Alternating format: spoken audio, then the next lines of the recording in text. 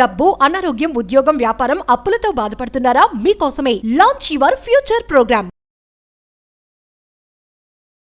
నమస్తే, welcome back to Suman TV. నేను మీ సంజయ్. ఈరోజు మనతో పాటు ఉన్నారు motivational speaker and language trainer Vijaya Bangaru garu. మ్యామ్తో మాట్లాడి కొన్ని విషయాలు తెలుసుకుందాం. నమస్తే అమ్మా. నమస్తే సంజయ్. అమ్మా, ఒక నెల రోజుల క్రితమే ఒక సంఘటన జరిగింది, అతుల్ సుభాష్ సంఘటన. అది మరొక ముందే మళ్ళీ ఢిల్లీలో ఇంకొక సంఘటన.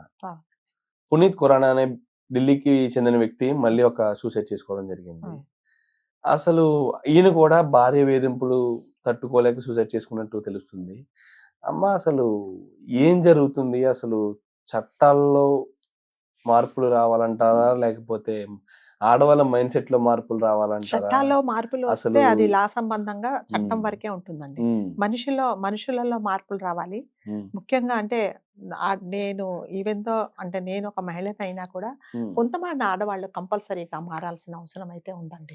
ఇప్పుడు మీరు చెప్పినట్టుగా అతుల్ సుభాష్ అనే సంఘటన, అతను కూడా వాళ్ళ ఆవిడ పెట్టే బాధలు భరించలేక అతన్ని సూసైడ్ చేసుకునేలాగా అతన్ని ప్రొవోక్ చేసి లాస్ట్కి అతను ఏం చేశాడంటే తన ప్రాణాలు తీసుకున్నాడు. అతను కూడా ఒక దాదాపు గంట సేపు వీడియో రికార్డ్ చేసి పంపించాడు. అతను కూడా భార్య బాధితుడే. ఇప్పుడు రీసెంట్ గా ఒక 2 days ago కూడా పునీత్ ఖురానా అతను ఢిల్లీకి చెందిన అతను. సో వాళ్ళకి 2016లో పెళ్ళయింది వాళ్ళకి. దాదాపు ఒక 7-8 సంవత్సరాలు ఇద్దరు చక్కగానే కాపురం చేసుకున్నారు. దాని తర్వాత ఏమైందంటే మళ్ళీ మామూలే ఇక గొడవలు, పడలేదు, ఇద్దరికి పడలేదు, గొడవలు వచ్చాయి. విడిపోదాము అనుకొని ఎంత అనుకున్నారు. తర్వాత కాంప్రమైజ్ చేయడానికి చాలా మంది ట్రై చేశారు, అవ్వలేదు. సో ఫైనల్ గా డివోర్స్ కేసు వేసుకున్నారు. ఆ డైవోర్స్ కేసు కోర్టులో ఉన్నప్పుడే వీళ్ళకి ఒక బేకరీ ఉందన్నమాట. ఆ బేకరీలో కూడా అంటే ఈవిడ కూడా దాంట్లో ఒక పార్ట్నర్షిప్ లో ఉన్నారు. సో అందులో కూడా నాకు వాటా కావాలని అడిగినప్పుడు 31st నైట్ ఇద్దరికి చాలా ఘర్షణ జరిగింది. ఎంతవరకు ఘర్షణ జరిగింది అంటే, నువ్వు ఆస్తిలో ఆ వాటా ఇవ్వకపోతే చాలా తీవ్రంగా పరిణామాలు ఎదుర్కోవాల్సి వస్తుంది. నువ్వు అంటే అతను అంటే ఏమన్నాడంటే, నువ్వు ఇలా హరాష్ చేస్తే నేను చనిపోతానంటే, నువ్వు నిజంగా మగవాడివైతే నీకు దమ్ముంటే నువ్వు చచ్చిపోయి నాకు చూపించు అని ఆమె ఛాలెంజ్ చేసింది.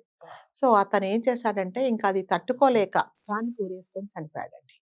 అంటే ఇది చాలా బాధాకరము. అంటే ఎవరికైనా ఎమోషన్స్ ఒకటే సంజయ్ గారు, మగవాళ్ళకైనా ఆడవాళ్ళకైనా, మనుషులందరికీ బాధలు, సంతోషాలు, దుఃఖాలు అందరికీ ఎవరికైనా ఒకటే. కాబట్టి అంటే మాట అనే ముందు మరి అతన్ని అంత ప్రొవోక్ చేస్తే అతను కూడా ఏం చేస్తారంటే, అంటే ఇప్పుడు ఈ మగవాళ్ళు ఎలా ఉంటుందంటే, ఇప్పుడు సపోజ్ ఆడవాళ్ళండి, ఆడవాళ్ళ పరిస్థితి ఎలా ఉంటుందంటే, భర్త ఏదో అనగానే ఫస్ట్ నేరుగా ఎక్కడికి వెళ్తాడు, తల్లిదండ్రులకు చెప్తారు, తల్లిదండ్రులను తీసుకొని పోలీస్ స్టేషన్కి వెళ్తారు, ఒక కంప్లైంట్ లాడ్జ్ చేస్తారు. ఇమీడియట్ గా పోలీసు వాళ్ళు వచ్చి భర్తను అరెస్ట్ చేసి వాళ్ళకి సంబంధించిన వాళ్ళని అరెస్ట్ చేస్తారు. సరే, తర్వాత ఎంక్వైరీ చేయడమా, ఎవరు తప్పు ఎవరిది ఒప్పని తర్వాత ఫస్ట్ చేసేది అది. దీనికి తోడు మహిళా సంఘాలన్నీ నేను ఈ అమ్మాయికి సపోర్ట్ చేస్తున్నాను అని వస్తారు. అట్లాగే ఇరుగు పొరుగు వారు కూడా ఈ అమ్మాయికి సపోర్ట్ చేస్తారు. తనకు ఒక సింపతి ఉంది. ఓకే, కాకపోతే ఇప్పుడు మగవాళ్ళకి ఇది జరిగింది కాబట్టి జనరల్ గా మగవాళ్ళు ఏంటంటే కళ్ళ నీళ్లు పెట్టుకోరు, వాళ్ళకి చాలా గుండె ధైర్యం ఎక్కువ. ఏదైనా సరే వాళ్ళు ఓర్చుకుంటారు, ఏదైనా ఏ కష్టం వచ్చినా నిబ్బరించుకుంటారు, ఎవరికి చెప్పుకోరు అని. అంటే ఎవరు షోల్డర్ కావాలి అని ఎవరు అడగరు అనేది జనరల్ గా ఒక టాక్. అది టేక్ ఇట్ గ్రాంటెడ్. మగవాడు అనగానే చాలా ధైర్యవంతుడు, ఏ కష్టాలైనా ఎదుర్కొంటాడు, ఎవరి ముందు తల వంచడు, ఏడవడు, బాధపడడు అనేది ఒక టేక్ ఇట్ గ్రాంటెడ్ గా మనకు ఒక నమ్మకం.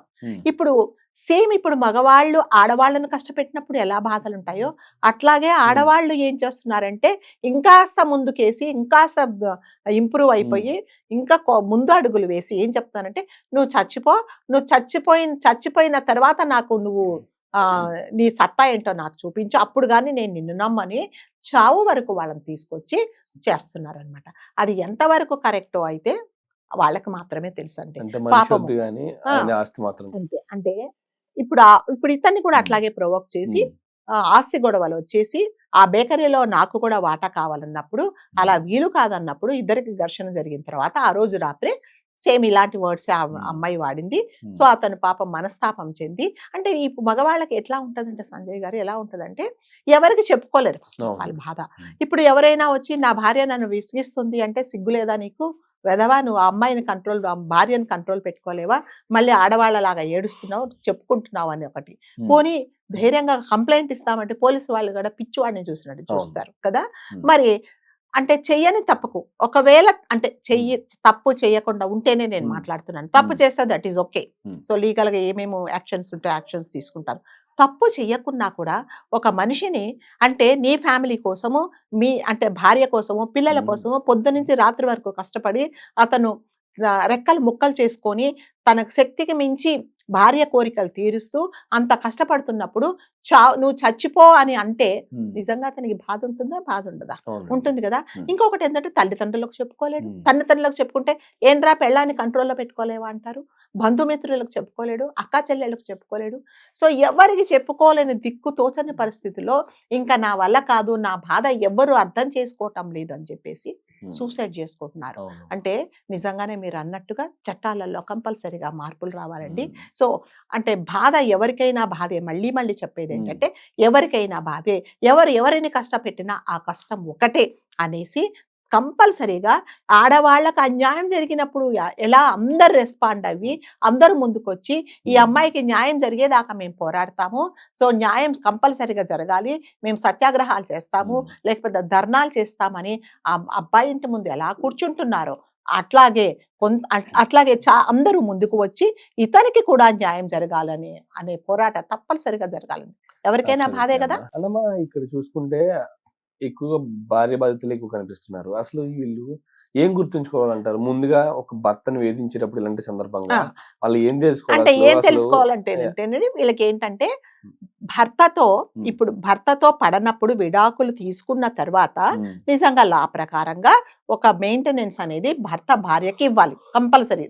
దానికి నేను compulsory 100% I'm okay with that point. ఎప్పుడంటే ఇది వరకు కొన్ని సంవత్సరాల కిందట భార్య కంప్లీట్ గా భర్త మీదనే ఆధారపడేది. భర్త సంపాదించి తీసుకొస్తేనే భార్య ఇల్లు గడుపుతుంది. కాబట్టి కంపల్సరీగా భర్త అనేవాడు భార్యను, పిల్లలను, కుటుంబాన్ని రక్షించాల్సిన బాధ్యత, సంరక్షించాల్సిన బాధ్యత అతనిదే. కాబట్టి కంపల్సరీగా నువ్వు బయట ఏ చావన్న చావు డబ్బులు తీసుకొచ్చి ఇంట్లో ఇవ్వాలి.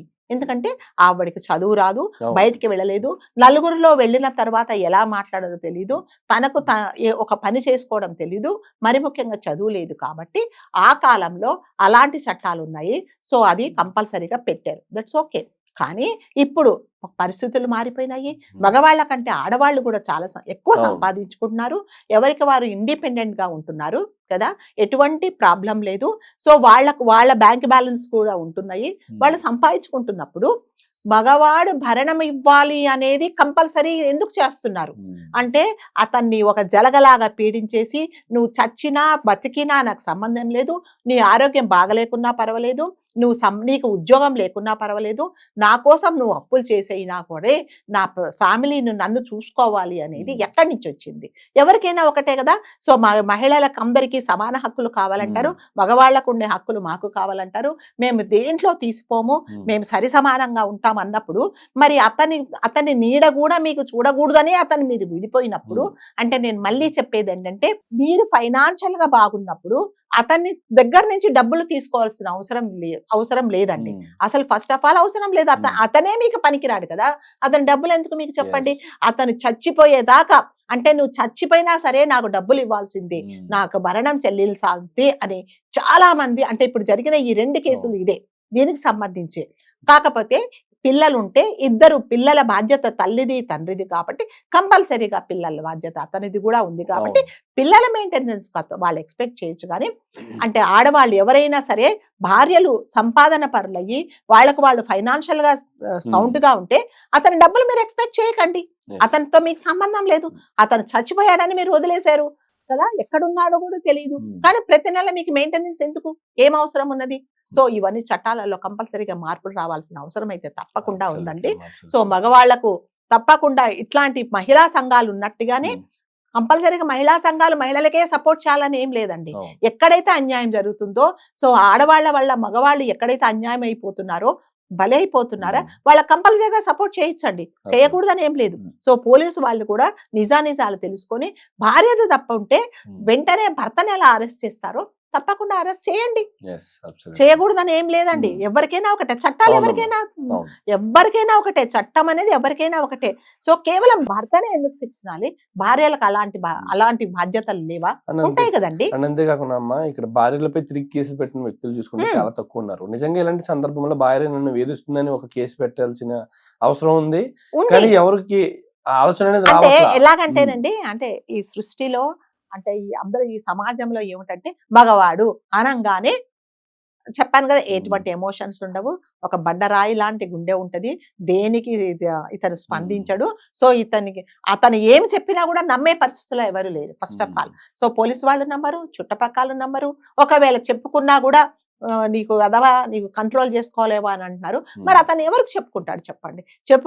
చెప్పుకోలేక నిస్సహాయ స్థితిలో ఎంతో వేదన చెంది ప్రాణాలు తీసుకుంటున్నారు. సో ఇలాంటివి ఇంకా ఎంతమంది, అంటే మనకు తెలిసినవి మాత్రమే మనం మాట్లాడుకుంటాం. ఇలా చాలా మంది ఉన్నారండి. నాకు తెలిసినది మీకు ఒకటి చెప్తాను. సో మాకు చాలా చాలా క్లోజ్ ఫ్రెండ్స్, ఫ్యామిలీ ఫ్రెండ్స్, కొన్ని సంవత్సరాల నుంచి, నాకు 20-25 years నుంచి ఫ్రెండ్స్. సో అతను సాఫ్ట్వేర్ ఇంజనీర్, ఆ అమ్మాయి కూడా సాఫ్ట్వేర్ ఇంజనీరే. ఇద్దరికి పెళ్లి కుదిరింది, పెళ్లి చేశారు. పెళ్లి చేసిన 2వ రోజు బానే ఉన్నారు. 3వ రోజు నుంచి, వాళ్ళ పెళ్లి వైజాగ్ లో జరిగింది, ఈవెన్ నేను కూడా పెళ్లికి వెళ్ళాను. 3వ రోజు నుంచి ఆ అమ్మాయి ఎంత హరాస్ చేసిందంటే, నేను ప్రత్యక్షంగా చూసానండి, ఎంత హరాస్ చేసిందంటే ఆ అబ్బాయిని. ఈ అమ్మాయి స్మోక్ చేయడము, తన బాయ్ ఫ్రెండ్స్ని ఇంటికి తీసుకొచ్చుకోవడము, తాగడము, వాళ్ళతో అంటే పిచ్చి పిచ్చిగా బిహేవ్ చేయడము, భర్తను రెచ్చగొట్టడం. అతను ఏం చేయాలో అర్థం కాక తల్లిదండ్రులకు చెప్పుకుంటే, ఒరే నీ పెళ్ళాన్ని నువ్వు కంట్రోల్లో పెట్టుకొని వాళ్ళు అంటారు. ఆ అమ్మాయి వాళ్ళ నాన్నకు వాళ్ళ అమ్మకు చెప్తే, మా అమ్మాయికి ఇప్పటి నుంచి అలవాటే, ఎప్పటి నుంచో అలవాటు ఉంది, నువ్వు ఓర్చుకోవాలని అంటారు. లాస్ట్కి ఏమైందంటేనండి, అబ్బాయి పిచ్చోడైపోయాడు. తెలిసిందా? ఇప్పటికి పిచ్చోడు వాడే అండి. ఎంత మంచి ఉద్యోగం, 2 లక్షల ఉద్యోగం సంపాదించుకుంటే ఆ అబ్బాయి అసలు పిచ్చివాళ్ళగా ఒంటి మీద సరైన బట్టలు లేకుండా తిరుగుతున్నాడు ఇంట్లో. తల్లిదండ్రులకు ఎంత క్షోభండి. అసలు ఈ అబ్బాయి తప్పు ఏమీ లేదంటే, నాకు లైవ్ ఎగ్జాంపుల్ అన్నమాట. ఆ అమ్మాయికి అన్ని అలవాట్లు ఉన్నాయి. కాకపోతే ఏంటంటే మళ్ళీ ఏం చేసింది, మళ్ళీ భర్త మీదనే కేసు వేసి అతని నుంచి నాకు ఏంటి మెయింటెనెన్స్ కావాలని వేసింది. చచ్చినట్టే 25 లక్షలు 35 లక్షలు ఇచ్చి వదిలిచ్చేసుకున్నారు. ఇందులో ఏం తప్పు ఉంది చెప్పండి? అంటే ఇలా, అంటే మనకు తెలియనివి, పేపర్లో రానివి, న్యూస్లో రానివి, ఇలాంటివి ఎన్నో ఉన్నాయండి. సో కంపల్సరీగా చట్టాలలో అనేది కంపల్సరీగా మార్పు రావాలండి. ఈ చట్టాలలో మార్పులు రావాలి అంటే మరి ఎంతమంది ఇలా సమిధల్లాగా మగవాళ్ళు ఎంతమంది బలైపోతే గానీ రావేమో నాకైతే తెలీదు. కంపల్సరిగా దీని విషయం మీద ఆలోచించాలండి. ఈ అమ్మాయిలు ఏం భార్యలను, ఒకవేళ ఇప్పుడు అతను సుభాష్ కేసులో కూడా ఆ భార్యను అరెస్ట్ చేశారు.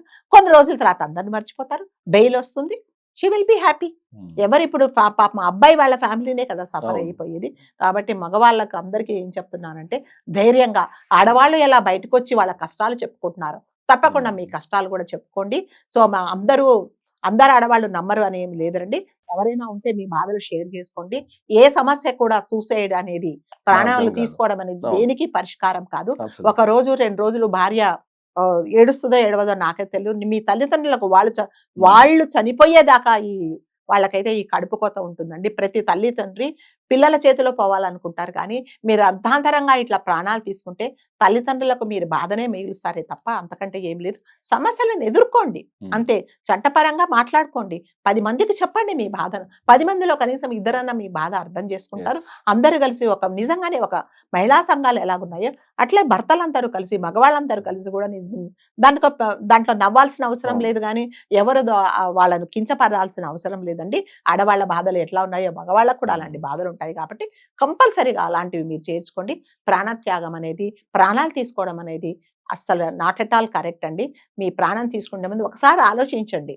ఆలోచిస్తే మీకు ఇది కరెక్టా అనేది, అంటే ఆ క్షణం ప్రాణం తీసుకోవాలన్న క్షణం నుంచి ఒక్కసారి మీరు బయటకు వచ్చారు అంటే తర్వాత అనుకుంటారే నేను ఎంత పిచ్చి పని చేయబోయాను అనేది.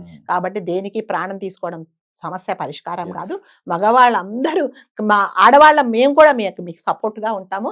న్యాయం ఎటువైపు ఉంటే మేము అందరం సపోర్ట్ గా ఉంటాం. కాబట్టి దయచేసి ప్రాణాలు మాత్రం మీరు తీసుకోకండి. థ్యాంక్ యూ వెరీ మచ్ అన్న. ఇలాంటి సంఘటనలు జరిగినప్పుడు నిజంగా మీరు అన్నట్టు సూసైడ్ అనేది మార్గం కాదు. వాళ్ళకి చట్టాలు ఉన్నాయి, వాళ్ళు తిరిగి కంప్లైంట్ చేయొచ్చు. ఒకసారి కంప్లైంట్ చేసి కోర్టుకి వెళ్ళి చూడండి. అప్పుడు న్యాయం జరగకపోతే అప్పుడు వేరే ఏదన్నా ఆలోచించాల్సిన అవసరం ఉంటుందేమో, కానీ అంతేగాని మొదటనే వీళ్ళు సూసైడ్ అంటే ప్రాణాలు తీసుకోవడమే సొల్యూషన్ కాదు, అది కానే కాదు. ఎగ్జాక్ట్లీ. అందుకని మీ బాధలేంటో చెప్పుకోండి. అవును. చెప్పుకుంటే ఎవ్వరూ నవ్వరండి. ఎవరికైనా బాధలు ఒకటే. అందరం మనుషులమే. ఆడవాళ్ళకు ఒక బాధ, ఆడవాళ్ళకి ఎక్కువ బాధ, మగవాళ్ళకి తక్కువ బాధ అనేది ఉండదండి. బాధ అనేది, కష్టం అనేది ఎవరికైనా ఒకటే కష్టం. ఇలాంటి సందర్భంలో మనకు మార్గాలు ఎన్నో రకాలు ఉంటాయి. మన సొల్యూషన్ దొరికి మార్గాలు ఎన్నో ఉంటాయి, కానీ సూసైడ్ అనేది మార్గం కాదు. అది కానే మాత్రం కాదు, తెలుసుకోవాలి. అది సొల్యూషన్ కాదు. First of all. Absolutely. Thank you అమ్మా. Thank thank you you so much.